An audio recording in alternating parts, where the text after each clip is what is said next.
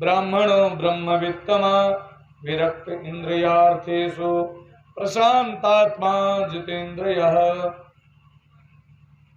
श्रीमद् भागवत महापुराण में सुदामा जी का परिचय देते हुए कृष्णस्य सखा कश्चित् ब्राह्मणो ब्रह्मवित्तमा, कृष्ण के जो सखा हैं ब्राह्मणों में श्रेष्ठ, ब्रह्म को जानने वाले। वास्तव में ब्राह्मण वही होता है जो ब्रह्म को जानता है। ब्रह्म जानाति यशसा ब्राह्मणा, जो ब्रह्म को नहीं जानता वो कैसा ब्राह्मण।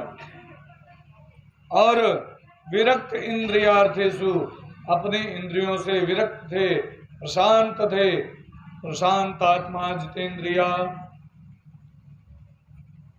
कृष्ण से सखा का तात्पर्य सुदामा जी की विशेषता के लिए इतने विश्लेषण दिए कि मूल परिचय देना सुखदेव जी भूल ही गए। न नाम बताया, न काम बताया, न धाम बताया, और कैसे रहते हैं इसके बारे में, इस सुदामा जी के बारे में कुछ नहीं बताया। बस कह दिया ये ब्रह्मवेत्ता ब्राह्मण है, अर्थात ब्रह्म को जानने वाले हैं, ब्रह्म निष्ठ हैं, ब्रह्मविद नहीं, केवल ब्रह्म को जानने वाले हैं, परम श्रेष्ठ ज्ञानी हैं। और विरक्त इंद्रियार्थेषु, इंद्रियों के विषयों से विरक्त रहने वाले ब्राह्मण हैं। सुखदेव जी को इतना व्याख्या करने के पश्चात भी संतोष नहीं हुआ, तब बोले प्रशांतात्मा, अर्थात हर परिस्थिति में ये प्रसन्न रहते हैं। और जिसका चित्त कभी अशांत नहीं होता, हमेशा प्रसन्न रहते हैं, प्रसन्न आत्मा है। और आगे बताया जितेंद्रिय, अर्थात जिसकी इंद्रियां सर्वथा वशीभूत हैं। अरे इंद्रिय वशीभूत के तात्पर्य यही है कि ऐसे देखो जैसे हम लोग बैठे हैं कथा सुन रहे हैं, और कथा सुनते सुनत अब कोनो गाड़ी आए धर से निकले है, तो आधा से ज्यादा मन इनके ध्यान बाहर जाइए, कथा का हो तो ये पार न ध्यान दे। क्यों? क्योंकि इंद्रियां हमारे वश में नहीं है। कान ने सुना, बस तुरंत पट से आंख देखने लग जाएगी, कौन है गया है, देखूं तो। ये नहीं है कि जो है कथा हो रही है, कथा पर ध्यान दिया जाए। यही जो है इंद्रियों को वश में करने का भाव है। इसी प्रकार हमारे पूरे शरीर की इंद्रियां हैं। और सुखदेव जी ने जो सुदामा जी की पत्नी का नाम जब बताया तो पत्नी के बारे में बताने लगे। तो दरिद्र सीधवानाम पेन पान अरिगम्य जा, सुशीला जो थी, जो सुदामा जी की पत्नी थी, उसका नाम था सुशीला। सुशीला पतिव्रता तो थी, लेकिन वो जो है धन को चाहती थी। और क्योंकि सुदामा जी को दरिद्र नहीं बताया है, दरिद्र कहा सुशीला जी को, कि वो जो धन का लोभी होता है वही दरिद्र होता है। जिसको धन चाहिए, इतना मिल जाए, इतना कमाए, और मिल जाए, और मिल जाए, अरे और मिल जाए। अच्छा बताओ, अबे भगवान कुल धन दे दिए हैं, सर्वस्व धन दे दिए, और शरीर में से जो चलत है नीच खींच लिए, तो धन का कर कीजिए, बताओ धन का कर वो लेके चाटा जे धन का कि मुड़वारी दे के लेके चल दीजिए, सब ये तो रह जाए। तो उस परमात्मा से बढ़कर धन नहीं है। लेकिन जो है सुशीला जी चाहती थी धन को। और यहाँ जैसे सुदामा जी थे, वैसे जो है सुदामा जी के बारे में वर्णन किया, लेकिन उसकी पत्नी के बारे में वैसा नहीं बताया, पत्नी को अलग बता दिया। जबकि पत्नी महोदय पहले जो है उपाधि पाई जाती, क्षमा की हो, जैसे हम अपने से शुरू करी थे दूसरे छोड़ो, भले हूँ एक कोई श्लोक न जानत हुए नाव है परताई और जो है भले हूँ एक कोई इंजेक्शन न लगाओ जानते है, लेकिन डॉक्टर हैं पति देव और डॉक्टराइन बन गई। पति वकील है तो वकलाइन बन गई, तो पत्नी का उपाधि पहले प्राप्त है कि नहीं? उनका उपाधि से नहीं आवश्यकता है, उनका बस खाली एक संयोग हो जाए और जैसे संयोग बात ऐसे उपाधि प्राप्त हो गए। लेकिन सुदामा जी प्रशांत आत्मा है, अपना कहागा, लेकिन सुशीला का नहीं कहागा कि वो प्रशांत आत्मा है, क्योंकि इस प्रकार कहा वो अपना जीवन किस प्रकार व्यापन करते थे। ननु ब्रह्मन् भगवता सखा साक्षी श्रेयावधि ब्रह्मण्य शरण्य भगवान सत्वर वर्ष सभा का। उसने सुशीला ने एक बार कहा है प्रभु, मैंने सुना है उनके यहाँ जल्दी चूल्हा नहीं जलता था, बड़े बड़े छेद थे उनके कुटिया में, कई जो है नेवले एक साथ उसमें प्रवेश कर जाते थे, कई दिन तक चूल्हा नहीं जलता था, जल पी करके अपना जीवन यापन करते थे। कहीं कुछ मिल गया तो पक गया, नहीं तो वैसे ही रह जाते थे। तो जो है सुशीला को मालूम हुआ कहीं, अरे मेहरवे बतकही लिए में आगे रहते हैं, तो बतकही लिहिन कहूँ पता ला कि भगवान जो है हमारे पति के बचपन के मित्र हैं। आप चली जाओ, और जा करके सुशीला जी ने मन में सोचा कि मैं भगवान को, अपने पति को भगवान के यहाँ भेज दूं, तो वहां पर से कुछ तो मिल ही जाएगा और उससे हमारा कल्याण हो जाएगा।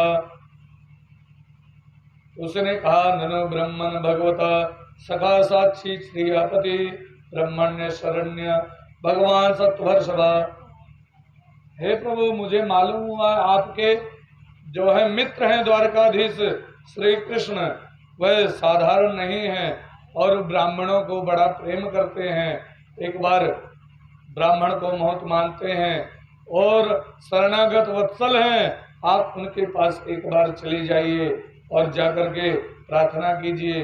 महाराज वो जानती थी अगर मैं कहूँगी कि वहाँ से कुछ मिल जाएगा तो ये नहीं जाएंगे, तो इसीलिए कहा वहाँ पर आप चले जाइए। तो कहा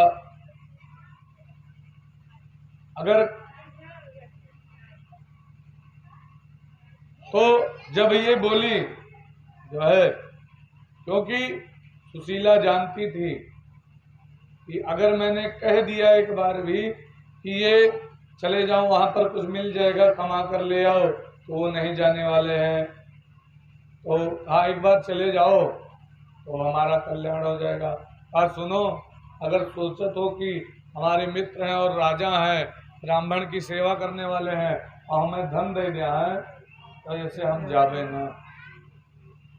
ये चीज बिल्कुल मनमा न लायो। मना कर दिया, और जब मना कर दिया, बोलिए वृंदावन बिहारी लाल की। और जब मना कर दिया तब जो है नहीं आप चले जाओ, कम से कम ये सुना है कि वो भगवान हैं, तो कम से कम आपका उनका दर्शन तो हो जाएगा आपको। हाँ ये बात सही कहा। अयम ही परमो लाभा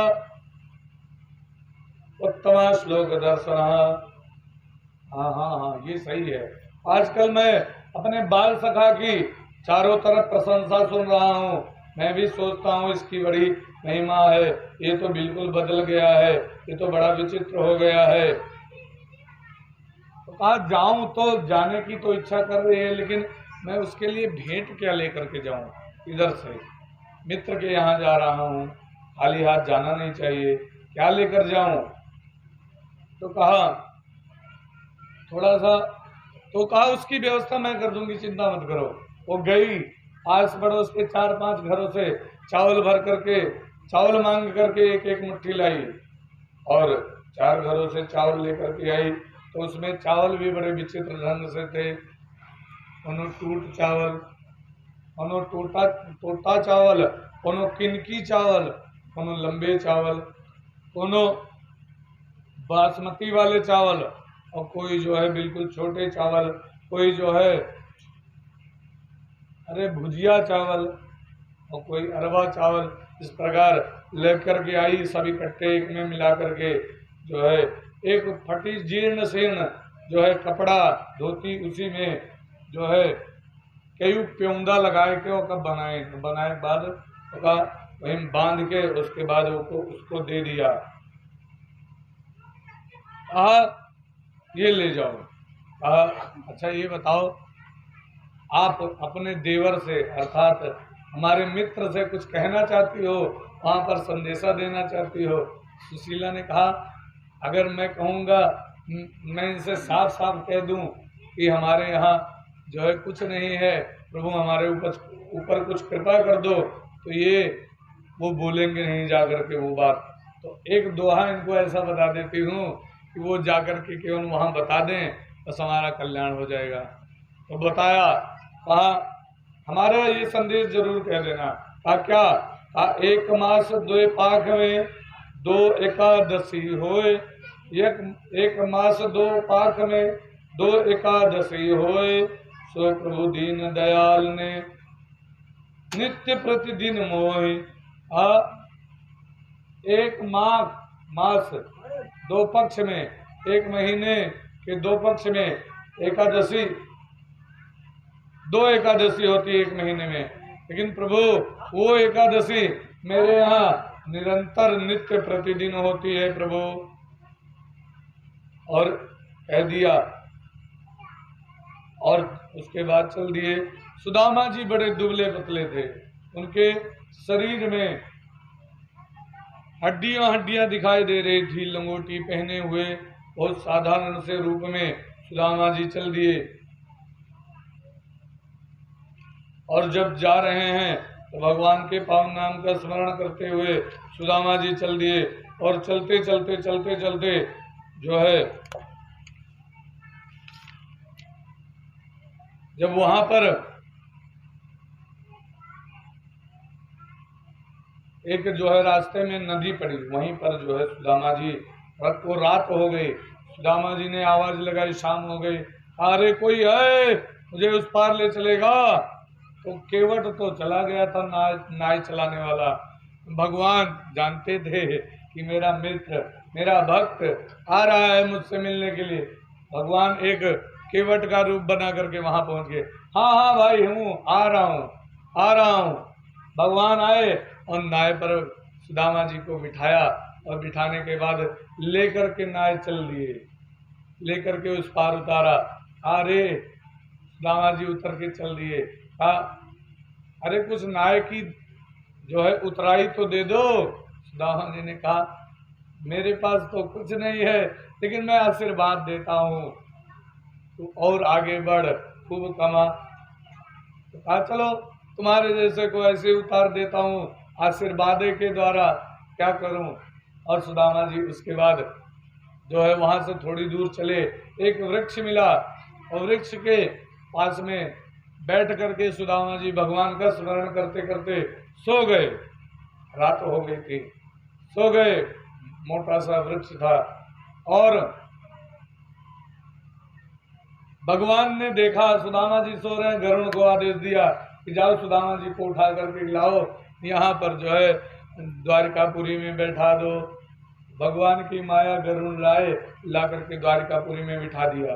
अब जब द्वारिकापुरी में बिठाया तो देखा क्या, जब सुदामा जी उठे तो देख रहे हैं अरे मैं तो रात में जंगल में लेटा था, ये मैं यहाँ कैसे पहुंच गया, क्या कारण हुआ, ये कैसे पहुंचा, हो सकता है। अच्छा ये वही समय नहीं, द्वापर में नहीं, ये कलिकालों में एक बार भाग, ये मेरी घटना जो है। एक बार एक यात्री केदारनाथ धाम का पैदल चल रही है, चलते चलते चलते चलते पैदल चलते चलते चलते चलते जो है 6 महीने लग गए उसको पहुंचने में वहां पर। और जब वहां पहुंचा तो वहां पर जो है पुजारी जी, वहां बर्फ गिरने लगी थी और उस केदारनाथ धाम के मंदिर को बंद करके जा रहे थे पुजारी जी। तो उसने कहा महाराज दर्शन करने दीजिए। हाँ नहीं, अब मंदिर बंद हो चुका है, अब नहीं खुलेगा, बहुत बर्फबारी हो रही है, 6 महीने बाद आना। कहा नहीं, हाँ मुझे दर्शन करा दीजिए। लेकिन जो है पुजारी ने गेट नहीं खोला, पुजारी जो है चले गए। अब वो व्यक्ति वहीं रुक गया। खूब बर्फबारी हो रही थी, बर्फ ऊपर जो है जमती चली जाए। उसको एक साधु आया और साधु मिला। वो ठिठुर रहा था, कांप रहा था मारे ठंड के। एक साधु आया, साधु ने एक कंबल दिया, एक कंबल ये बिछा लो, एक ओढ़ लो और सो जाओ। सो गए। हाँ, सुबह जो है मंदिर खुलेगा, दर्शन कर लेना। अब ये व्यक्ति समझ नहीं पाया कि सुबह कैसे खुलेगा। उसने कहा 6 महीने बाद कह रहे पुजारी। कहा नहीं, सुबह खुलेगा देखना। और वो व्यक्ति सो गया। और जब सो गया, जब सुबह हुई, उसकी आंख खुली तो सब फिर वैसे जो है भोलेनाथ का जयकारा करते हुए, हर हर महादेव करते हुए आ रहे थे केदारनाथ धाम का मंदिर खोलने के लिए। वो व्यक्ति उठा, उसने जो है कंबल वहीं पर छोड़ा और व्यक्ति आगे बढ़ा कि मंदिर खुलने जा रहा है। उसने कहा महाराज, आकर के पुजारी से हाथ जोड़ा, महाराज मैं आपका इंतजार कर रहा था, एक साधु बाबा मिले थे, कहा सुबह मंदिर खुलेगा, मैं रात भर यहीं था। रात भर यहाँ थे,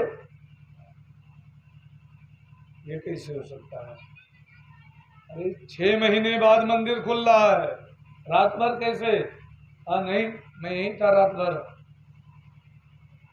नहीं, 6 महीने बाद। सब लोगों ने कहा 6 महीने बाद ये मंदिर खुल रहा है, जो है रात भर के बाद कहाँ खुल रहा है?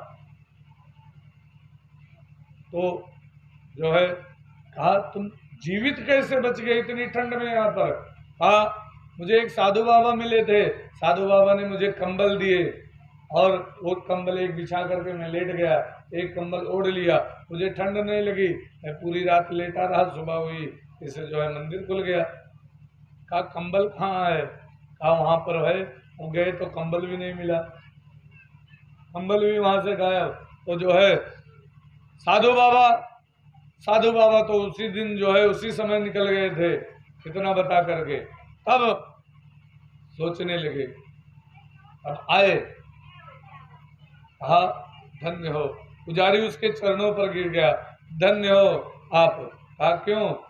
कहा आपको भगवान भोलेनाथ स्वयं आए थे, उन्होंने दर्शन दिया और आपके 6 महीने को एक रात्रि में बदल दिया।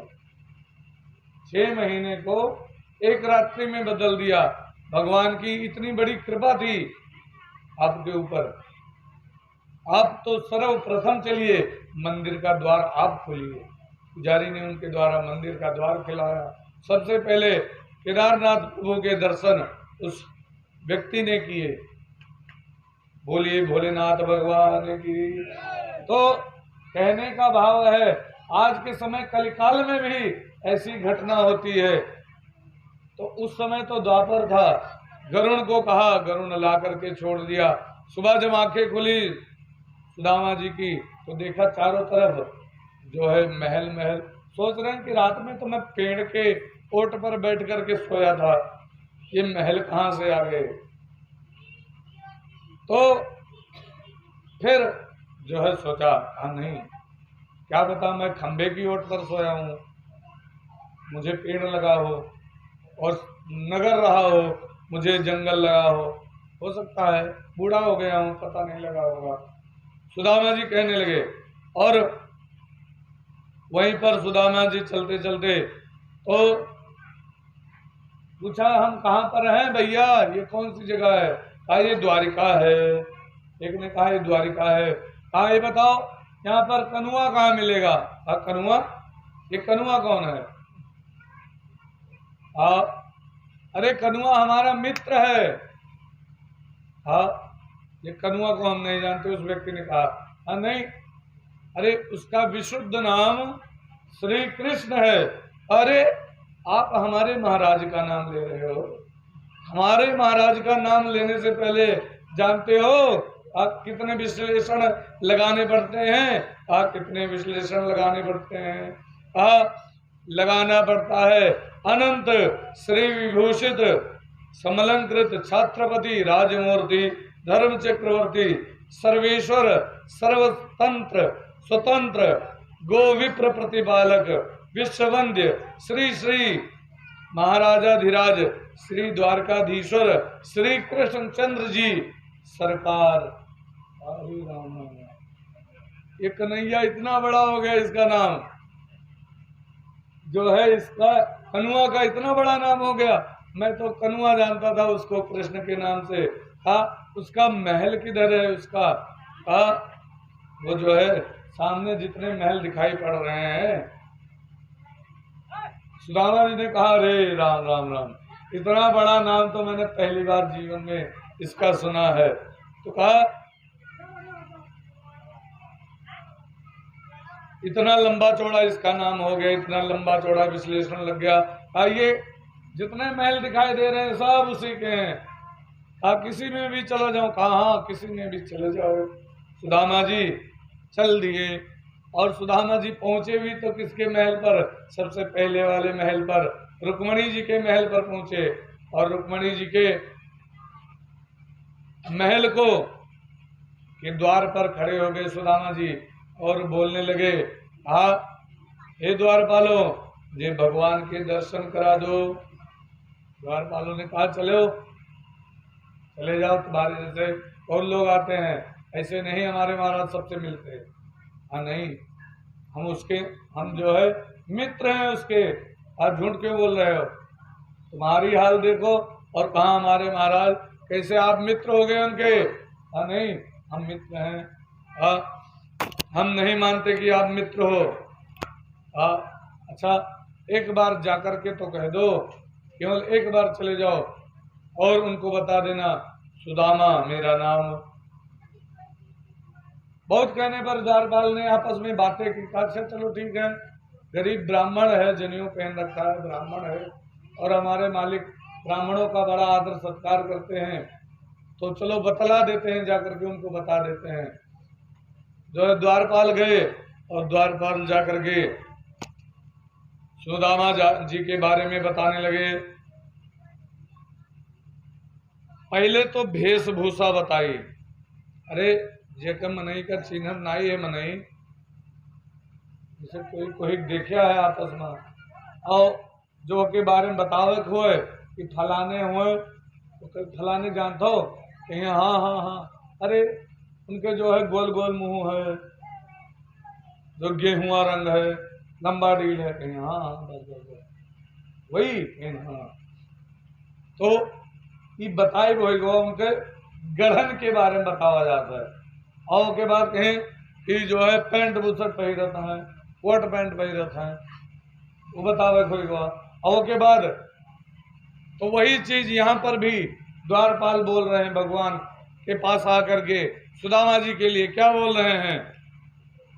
शीश पगाना जगातन में प्रभु जाने को जाय, बसे के ही ग्राम धोती फटी सी लटी दुपटी अरुपाय उपान कीन पयान द्वार कड़ो दिज दुर्बल एक रहो चक सो वसु धा अभिराम पूछत दीन दयाल को धाम बतावत आपन नाम सुदाम।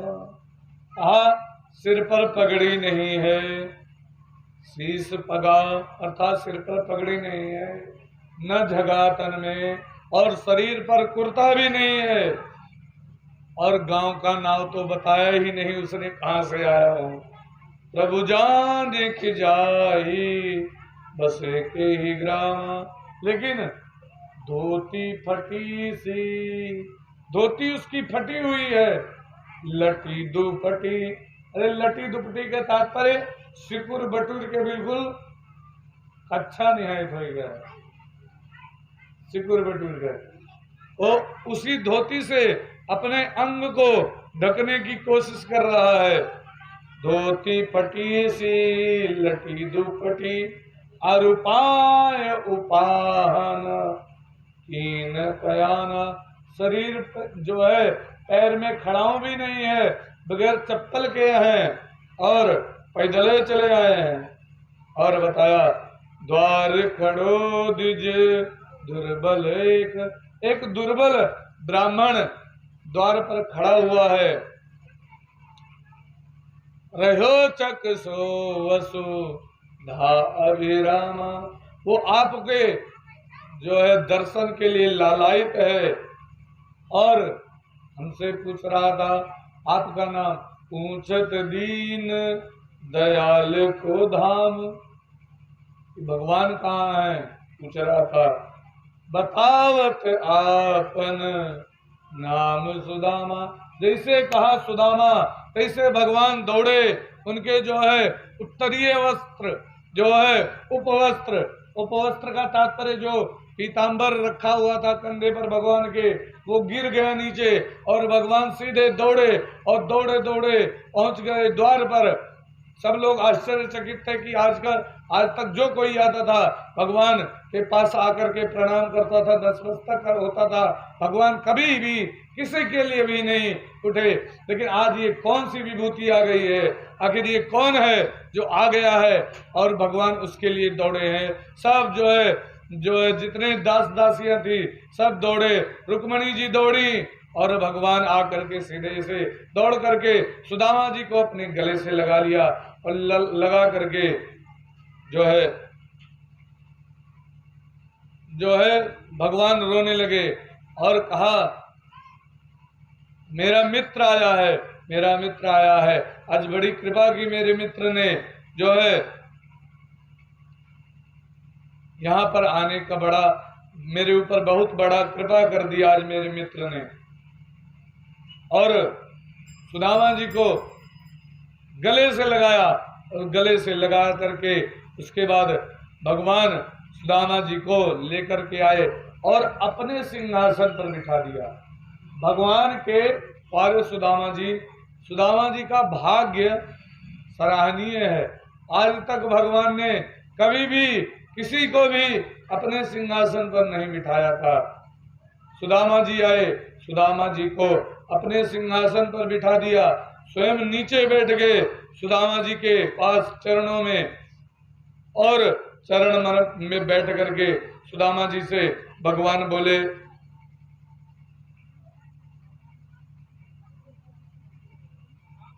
कि जैसे जो है चरण पकड़ा, पहले जो है प्रथा थी, जो है ब्राह्मण आता था चरण धुला जाता था, तो चरण पकड़ा और पकड़ करके जो है रुक्मणी से कहा है रुक्मणी जल लेकर के आओ। रुक्मणी जी जल लेने गए। रुक्मणी जी भी सोच रही हैं कि कौन सी हस्ती है, कौन है। आज तक जो कोई आता था भगवान को वो प्रणाम करता था, भगवान के सामने नतमस्तक होता था, लेकिन ये कौन सी विभूति है, इसके शरीर पर ठीक से वस्त्र भी नहीं है और ये आकर के कौन है जो सीधे भगवान ने सिंहासन पर बिठा दिया अपने और हमसे कहा है जल लाने के लिए, तो कोई न कोई अवश्य महान विभूति होगी। और जा करके सुदामा जी के चरण पकड़े। तब तक भगवान ने धीरे से कहीं चरण में ऐसे हाथ लगाया और जैसे हाथ लगाया ऐसे सुदामा जी की उंगलियां सारी जो है सुदामा जी के जो है पैरों में कांटे चुभे हुए थे, भगवान के हाथों में कांटे लगे, भगवान की सारी उंगलियों से रक्त प्रवाहित होने लगा। और बोलिए वृंदावन बिहारी लाल की। और रक्त प्रवाहित जब होने लगा, अच्छा भगवान, लोग कहते हैं कि ऐसे भगवान ने किया और भगवान के हाथों से कैसे जो है खून गिरने लगा, ये क्या बात है, कैसे रक्त प्रवाहित होने लगा। लोगों ने कहा, तो एक संत ने जो है उसका भाव दिया कि सबसे कोमल होता है कमल, सबसे कोमल होता है कमल, और कमल के ऊपर विराजमान रहती हैं कमला अर्थात लक्ष्मी जी। कमल से भी कोमल है लक्ष्मी जी, तभी वो कमल के ऊपर विराजमान होती हैं। और लक्ष्मी जी से भी कोमल है उनके कर कमल अर्थात हाथ। और जब वो अपने हाथों से भगवान के चरण कमल को दबाती हैं तो भगवान के पैर में लालिमा आ जाती है, अर्थात भगवान हमारे बहुत कोमल है। और वो उस कोमल शरीर में थोड़ा सा कंटक लगे तो तुरंत, अच्छा जो सोचो गुलाब के पंखुड़ी अतरा इकट्ठा कर लियो, ए अल्लाह गुलाब के पंखुड़ी अतरा इकट्ठा कर लियो या कमल के, और वहाँ सुई डाऊ, सुई पहुँचो तो कितना टाइम लगी सुई ए पार से वे पार जाए, बताओ कितना टाइम लगी, कुछ टाइम न लगी, तुरंत पुत्र से व्यापार हो जाए। तो भगवान तो उससे भी ज्यादा कोमल है। तो जैसे भगवान ने हाथ लगाया तुरंत जो है भगवान के कर कमल से रक्त प्रवाहित होने लगा। भगवान बोलने लगे सुदामा जी से, भगवान बोलने लगे सुदामा जी से, ऐसो बेहाल बेवाइन सो अग कंटक जाल लगे पुन जोए, अग कंटक जाल लगे पुन जोए, हाय महादुख आए सखा तुम इते नहीं आए, इते दिन खोए, देखी सुदामा की दीन दशा करुणा करके करुणा निधि रोए, आनी परात को हाथ छुयो नहीं, नैनन के जल सो पग धोए, आनी परात को हाथ छुयो नहीं। अच्छा भगवान सोच करके इतनी बेवाई सुदामा जी के पैर में फट गई, क्योंकि इतनी बेवाई तभी फटी जब ये चप्पल नहीं पहनते रहे होंगे, खड़ाऊ नहीं पहनते थे, और इतनी बेवाई फट गई है। अरे बेवाई तो जनते हो सुबह जो निडिया लगे फट जाता है बड़वा, और कितने कांटे गड़े हुए हैं इनके पैर में, पग कंटक जाल गड़े पग जोए, बहुत कांटे गड़े हुए हैं। यहाँ एक कांटा गड़ जाता है तो उन तो अतरा दर्द होता है, व्यक्ति परेशान हो जाता है, और इनके तो पता नहीं कितने कांटे गड़े हैं, कंटक जाल बताए पूरा जाल है। और हाय महादुख, इतना आपको मेरे मित्र दुख मिला और आप यहाँ नहीं आए, हाय महादुख आए सखा तुम इते नहीं आए, कितने दिन खोए, तुम यहाँ पर नहीं आए, कितने दिन तुमने खोए।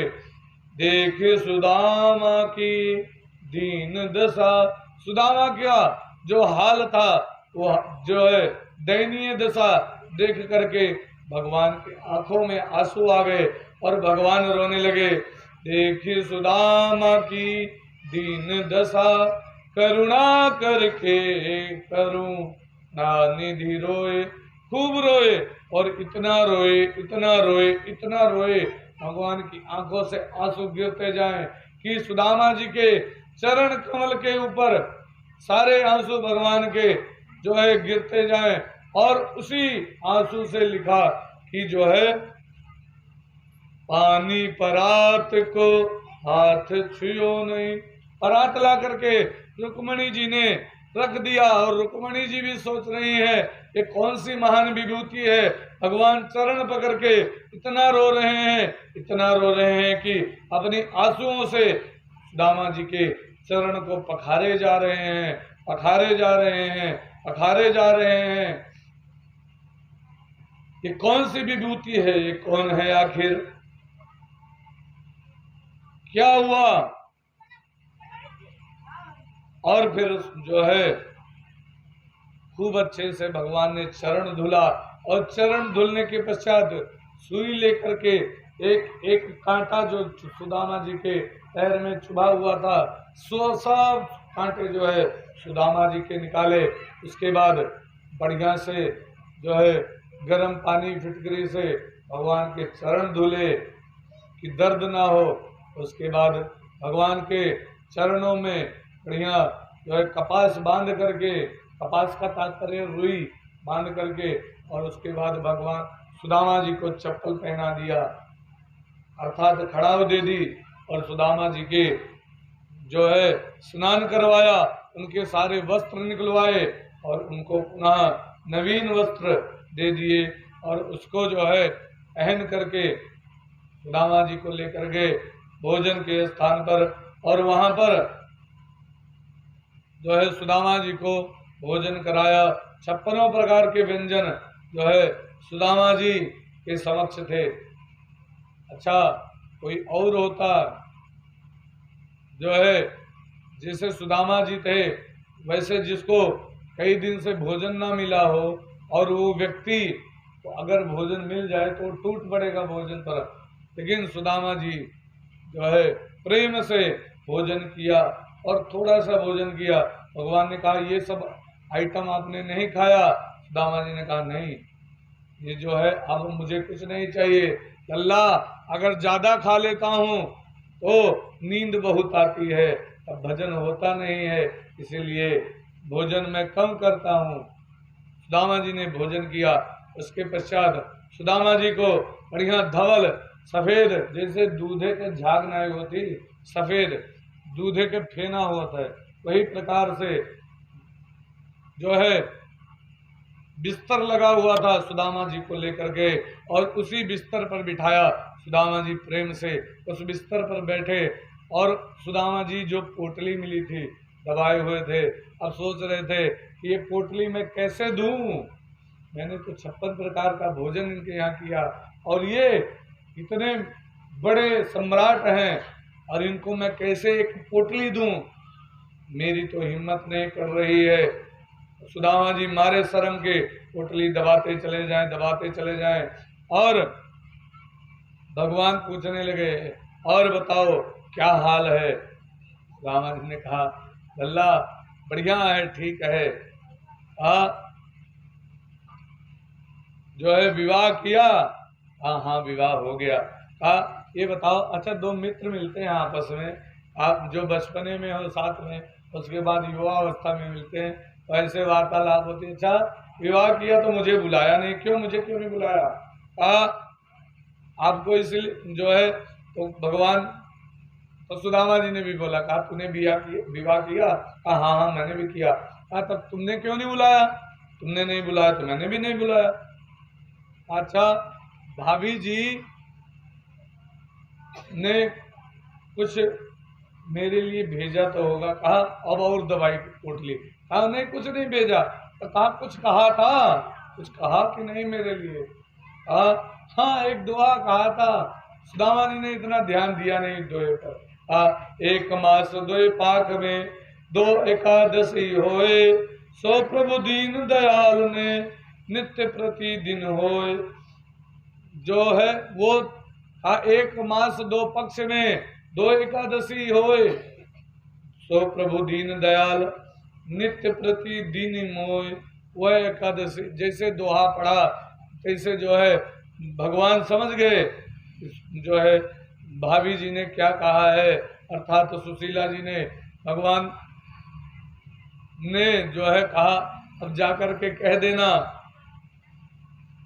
1 मास 2 पक्ष में 2 द्वादशी होए, तुमरे घर सुशीला जी भाभी जी नित्य द्वादशी होए। अब कह देना कि भगवान ने ये कहा है कि अब तुम्हारे घर में नित्य द्वादशी होगी, अर्थात जो है तुम्हारा कष्ट खत्म हो जाएगा, अब भूखे नहीं रहोगे। भगवान ने भी उसी प्रकार दोहा भेज दिया। सुदामा जी को बता दिया।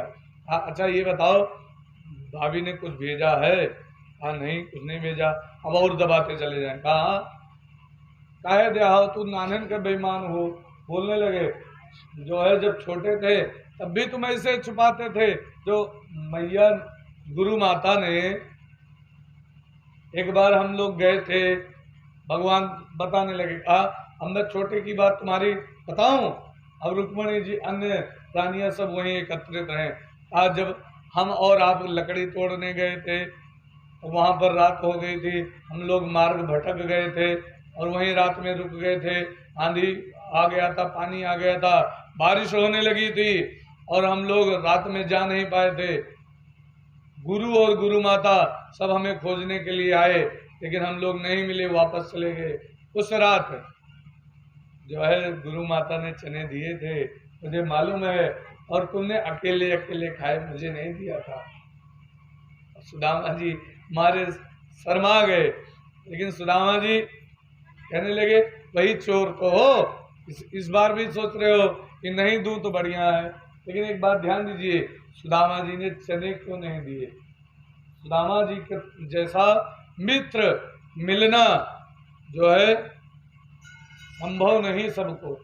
सुदामा जी ने इसलिए चने नहीं दिए। ऐसे ये कथा मैंने पहले भी बता रखी है लेकिन पुनः बताता चलता हूँ। सुदामा जी ने इसलिए चने नहीं दिए थे भगवान को। वो चने जो थे सप्त ऋषियों ने भिगोए थे एक बार चने, और उसे सोचा था सुबह खा लूंगा। गर्ग संहिता में ये जो है कथा आती है, और उसे मैं खाऊंगा सुबह। उसे चोर चोरी करके लेकर चला गया, और जब चोर चोरी करके ले गया पड़ोसी चोर रहे, क्योंकि चना चुराएगा तो कोई बाहर वाला तो होना आएगा। तो उसने जब चुरा लिया तब सप्त ऋषियों ने श्राप दे दिया उस चने को, इस चने को जो खाएगा वो जो है गरीब हो जाएगा। अब जो है वो चना जब चोर ने सुना कि ये चने को श्राप मिल गया, अगर मैं वापस देता हूं तो मैं पकड़ा जाऊंगा कि मैंने चोरी की है, लेकिन अगर नहीं देता हूं तो मैं चना बर्बाद करूंगा। तो उसने कहा जो किसी काम का नहीं, चलो उसे दान कर देते हैं। जैसे अबहू के समय में मैं कहूँ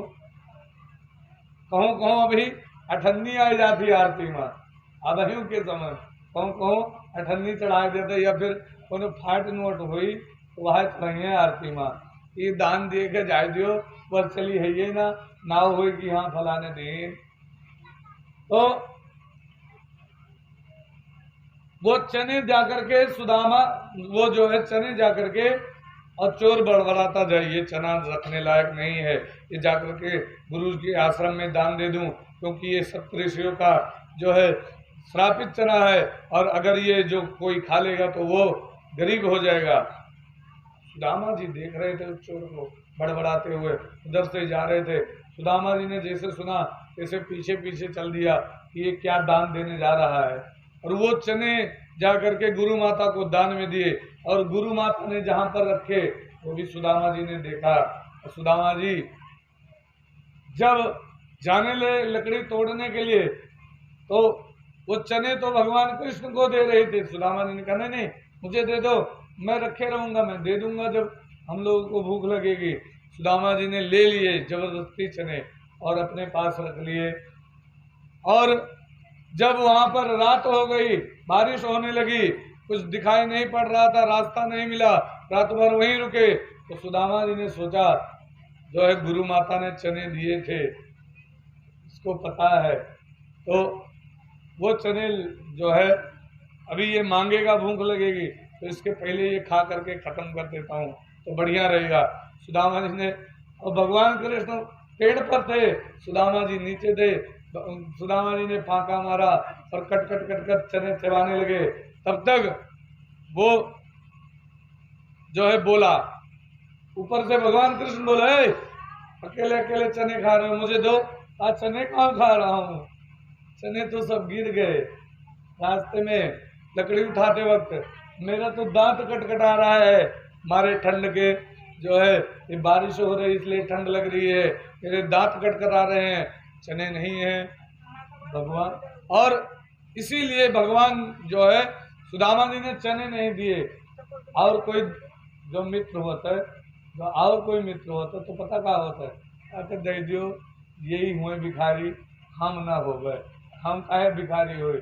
लेकिन ना, सुदामा जी ने कहा नहीं, मैं गरीब बन जाऊं, मैं भिखारी बन जाऊं, मेरे पास कुछ ना हो, लेकिन मेरा कन्हैया जैसे राजा था जीवन भर ऐसे ही राजा रहना चाहिए, ऐसे ही निरंतर ये राजा रहे, इसके अंदर जो है वो जो है गरीब, ये कभी गरीब ना हो। इसीलिए सारे चने सुदामा जी ने स्वयं ग्रहण कर लिए।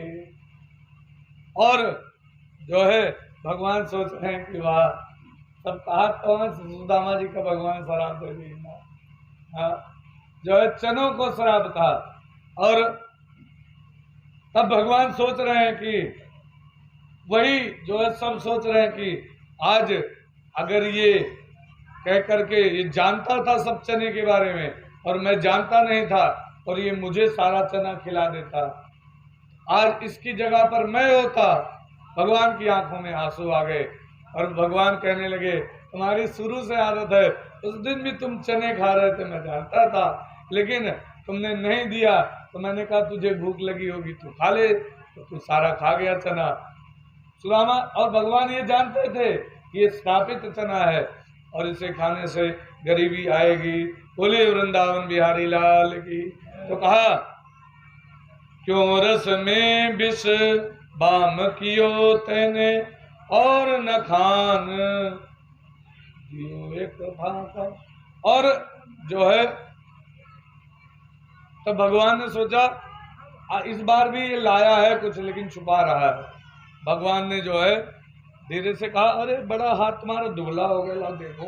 भगवान ने जो है ऐसे पकड़ कर ऐसे हाथ उठा दिया, अब जो पोटली दबी थी वो गिर गई नीचे, और जैसे गिरी भगवान ने उठा करके तो उसमें से चावल निकाले, एक फांका मारा, और जैसे जो है उसके बाद फिर दूसरा जो है मुट्ठी निकाला, दूसरी फांका मारा, तीसरी मुट्ठी जैसे फांका मारने लगे, ऐसे रुक्मणी जी ने हाथ पकड़ लिया, कहा तो वो रुक जाओ, ये क्या कर रहे हो। मन ही मन रुक्मणी जी और भगवान श्री कृष्ण बात करते, हाथ पकड़े हुए, और वो उनको देख रहे, वो उनको देख रहे हैं, मन मन से बात कर रहे हैं। रुक्मणी जी ने कहा, प्रभु ये क्या कर रहे हो, आप सुदामा बनना चाहते हो और सुदामा को अपनी जगह देना चाहते हो, दो मुट्ठी में दो लोग तो दे चुके हो, और जो तीसरा लोग है हम लोग कहाँ जाएंगे। रुक्मणी जी ने कहा, रुक्मणी जी से भगवान ने कहा, अरे मिला है इसी के द्वारा, तो अगर ये चने खिला दिया होता तो आज कुछ नहीं मिलता। तो रुक्मणी जी कहती है, बात तो सही है, लेकिन ऐसे नहीं प्रभु, जो है दो लोग तो आपने दे दिया, और दूसरा कारण भगवान का हाथ क्यों पकड़ा। अब प्रभु, अरे ये कच्चे चावल हैं, आप दो मुट्ठी खा चुके हो, आप कभी ऐसे कच्चे चावल खाए नहीं हो, तो कहीं आपका पेट खराब ना हो जाए, तो इसीलिए चावल मत खाओ। और जो कई कारण है इस पर, और जो है रुक्मणी जी ने इसलिए हाथ पकड़ा कि उसमें 16,108 दाने ही थे, कम से कम एक एक दाने तो प्रसाद मिल जाए, इसलिए रुक्मणी जी ने हाथ पकड़ा। और चौथा जो है, रुक्मणी जी ने हाथ पकड़ लिया है, महाराज रुक जाओ, ये ब्राह्मण देवता प्रसाद लाए हैं। अच्छा, इसमें बोल पड़ी रुक्मणी जी, ये ब्राह्मण देवता आए हैं, प्रसाद लाए हैं, हम सब लोगों को प्रसाद दिया है, तो आप अकेले अकेले प्रसाद खा जाओगे, हमें भी तो दो।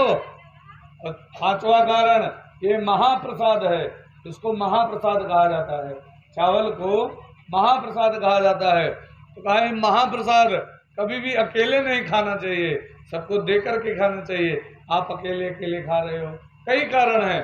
तो भगवान का हाथ पकड़ा, तो जो है फिर कहा, अरे बड़े दयालु बन रहे हो, मन मन में काफी वार्ता हो रही है, बड़े दयालु बन रहे हो। अगला कारण, क्या कारण हुई वो भाई,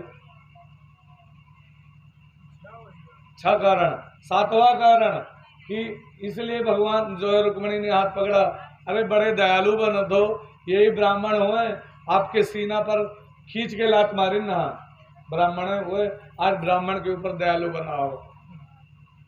जो है एक बार भृगु ऋषि ने जो है भगवान के सीने पर लात मारी थी। कथा आती है कि जब देवताओं की पूजा की बात आई तो कहा सबकी चलो परीक्षा लेता हूँ। परीक्षा कौन ले? तो भृगु जी गए, भृगु जी को नियुक्त किया गया। भृगु जी जा करके ब्रह्मा जी को खूब टेढ़ा बोला। ब्रह्मा जी ने कहा चले जाओ यहाँ से, नहीं तो अभी श्राप दे दूंगा, भस्म हो जाओगे। भृगु जी भागे वहां से और जाकर के शंकर जी को बोला। शंकर जी ने कहा क्या हुआ, उससे क्या अपराध हुआ, क्यों बोल रहे हो ऐसा बेफालतू का।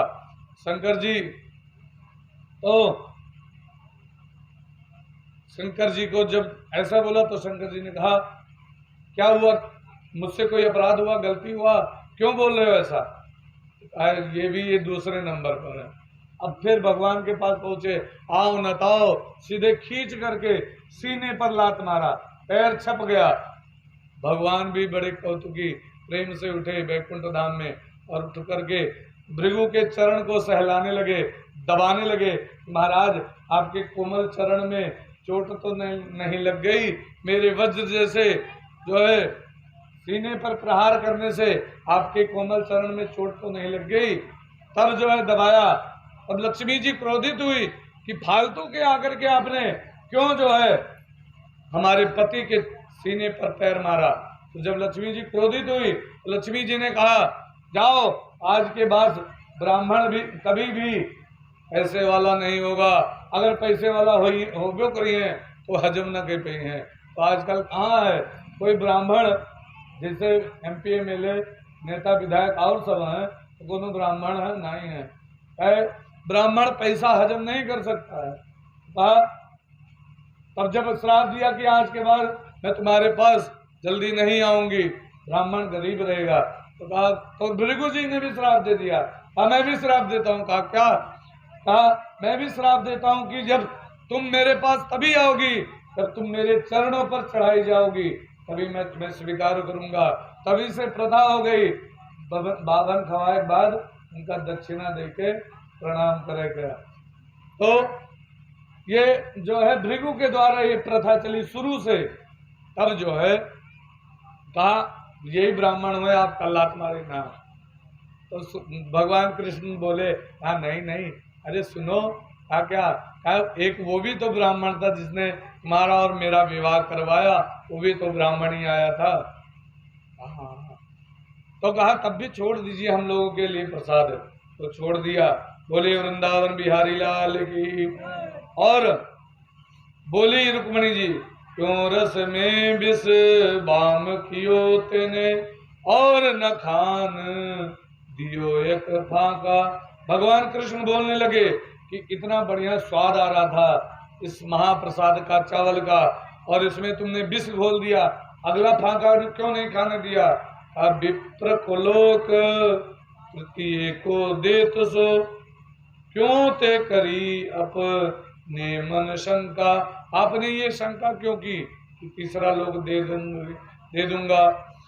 भामिनी मोही जिमाए भली विधि कौन रहो जग में नर रंका। लोक कहे हरि मित्र सुखी दुखी हमसे न सहो यह जात कलंका। कौन ऐसा है जो मुझे खिलाने के बाद जो है कमजोर रह जाए, उसके पास धन ना हो, उसके पास धन होता है, और मुझे क्यों कलंक लगवा रही हो कि मेरा मित्र एक जो है दुखी है, दरिद्र जो है दुखी है, परेशान है, गरीब है। बोलिए वृंदावन बिहारी लाल की। और इस प्रकार जो है